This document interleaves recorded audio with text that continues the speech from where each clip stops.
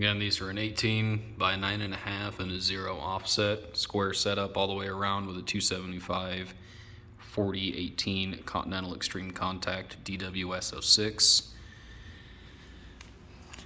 Factory wheels are a +6 offset, so the fitment on these is pretty damn close to factory, just a touch further out.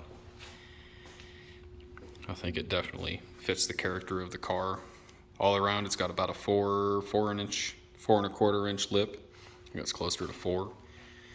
These are an off-the-shelf single-piece wheel from Weld that they just introduced recently.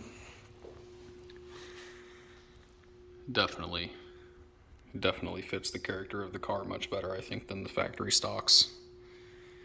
Not that there was anything wrong with them necessarily, but I think these definitely look a hell of a lot more fitting to the character of the car.